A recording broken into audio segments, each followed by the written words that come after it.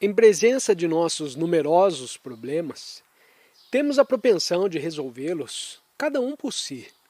Se é um problema sexual, tratamos como coisa completamente isolada dos outros problemas. O mesmo acontece em relação ao problema da violência ou da fome. Problemas que procuramos resolver no campo político, econômico ou social. Não sei por que queremos resolver cada problema separadamente. O mundo está sob o império da violência. Os poderes existentes procuram resolver cada problema como se estivesse separado do resto da vida. Não consideramos os problemas como um todo, cada problema em relação com outros problemas. A violência, como podemos observá-la em nós mesmos, faz parte de nossa herança animal. Uma boa parte de cada um de nós é animal. E se não compreendemos nossa estrutura de entes humanos totais e apenas tratarmos de acabar com a violência separadamente, daí resultará mais violência ainda. Penso que isso precisa ser compreendido claramente por cada um de nós. Há milhares de problemas, aparentemente separados, e nunca vemos que eles estão relacionados entre si, e que nenhum deles pode ser resolvido isoladamente. Temos de considerar a vida como um contínuo movimento de problemas e de crises, graves e insignificantes.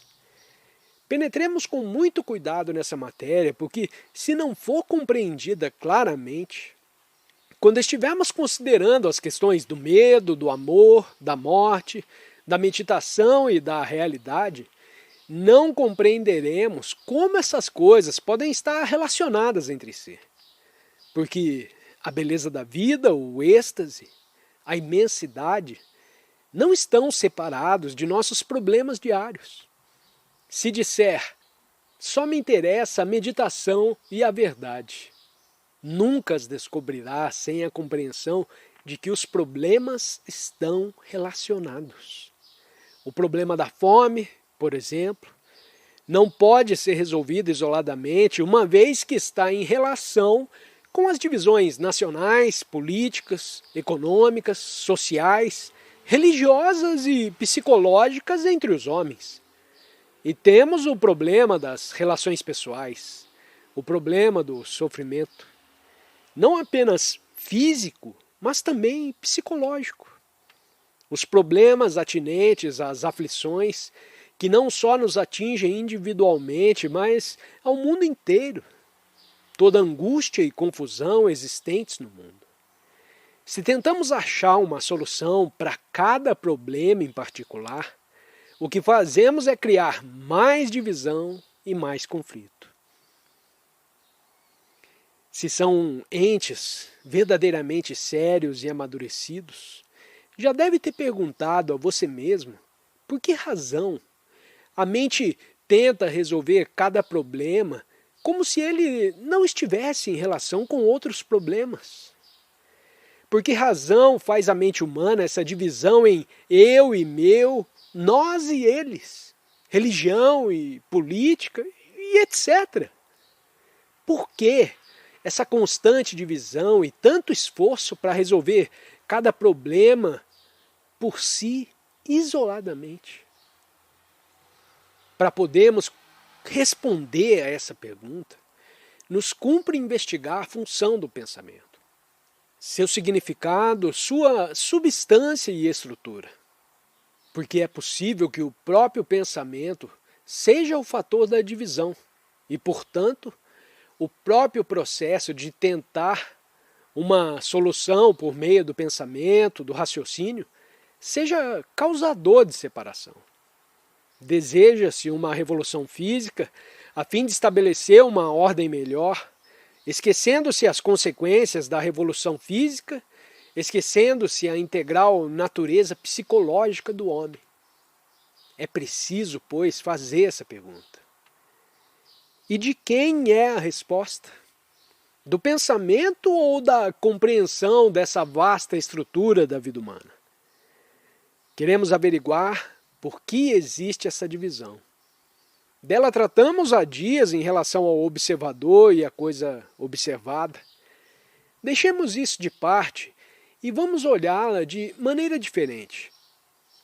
O pensamento cria de fato divisão? Se cria, a razão é que ele procura a solução de um dado problema separadamente de outros problemas. Por favor, não concordem comigo. Não é o caso de concordar, mas sim de ver por você mesmo a verdade ou falsidade do que se está dizendo. Não aceite em circunstância nenhuma e em tempo algum o que esse orador diz. Aqui não há autoridade nenhuma, nem sua, nem minha. Estamos em comum, investigando, observando, olhando e aprendendo. Se o pensamento, por sua própria natureza e estrutura, divide a vida em tantos problemas, o procurar-lhe a solução por meio do pensamento só pode levar a uma solução isolada e, portanto, tal solução cria mais confusão e mais aflição. Nos cumpre averiguar por nós mesmos, livremente, sem preconceitos e conclusões, se é dessa maneira que o pensamento funciona. Em geral, tentamos achar a solução de um problema intelectualmente ou emocionalmente, ou dizemos que a encontramos intuitivamente. É preciso muito cuidado com essa palavra intuição.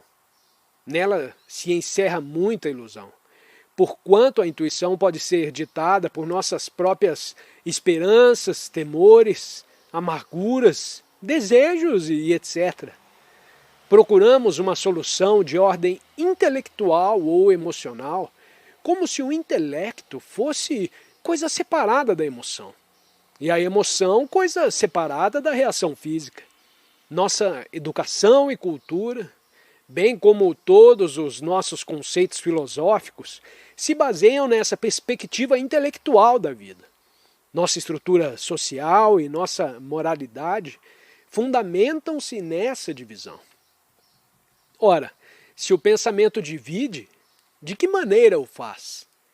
Se realmente observar isso em você mesmo, verá a extraordinária descoberta que fará. Será a luz de você mesmo. Será um ente humano integrado e não necessitará de ninguém para te dizer o que deve fazer, o que deve pensar e como deve pensar. O pensamento pode ser admiravelmente racional. Ele deve raciocinar consequentemente, logicamente, objetivamente e sãmente. Deve funcionar perfeitamente qual um computador, trabalhando com precisão, sem atrito e nem conflito. Raciocinar é necessário. A sanidade mental faz parte da capacidade de raciocinar. Pode o pensamento alguma vez ser novo e puro?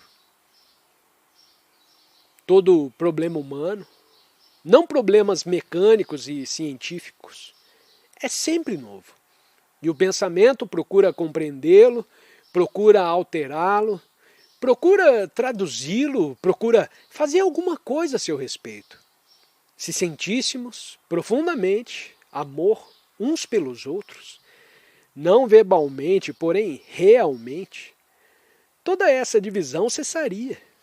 Isso só pode ocorrer quando não há condicionamento algum, nenhum centro, constituído pelo eu e vocês, mas o pensamento, sendo atividade do cérebro, do intelecto, é completamente incapaz de amar. O pensamento precisa ser compreendido e perguntamos se o pensamento é capaz de ver qualquer coisa nova.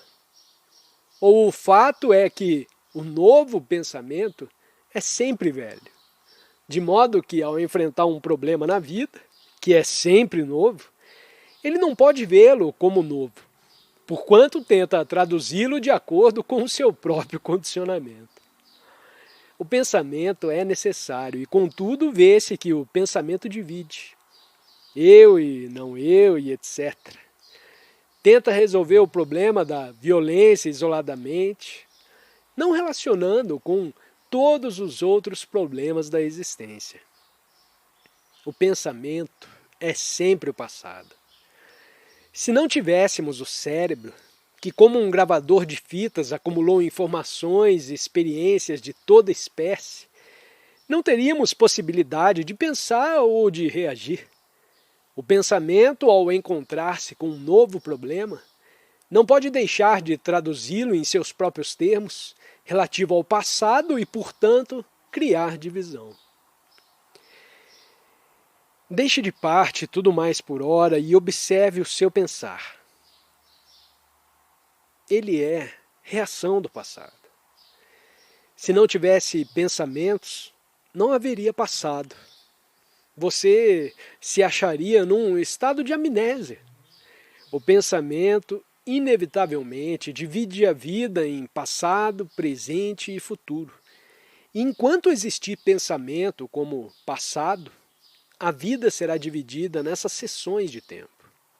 Se deseja compreender o problema da violência completamente, totalmente, de modo que a mente dela se liberte de forma total, só o compreenderei pela compreensão da estrutura do pensamento.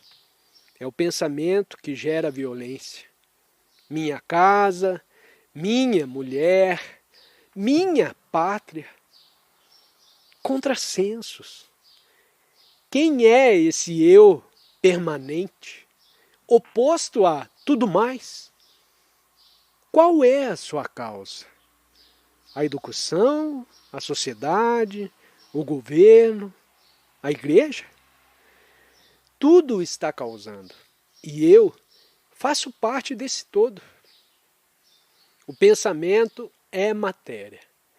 Está localizado na própria estrutura, nas próprias células do cérebro, e assim, quando o cérebro funciona, psicológica, social ou religiosamente, fará necessariamente de acordo com seu condicionamento passado. Vemos que o pensamento é de essencial importância e deve funcionar de maneira absolutamente lógica, objetiva e impessoal. E vemos, ao mesmo tempo, que ele é fator de divisão.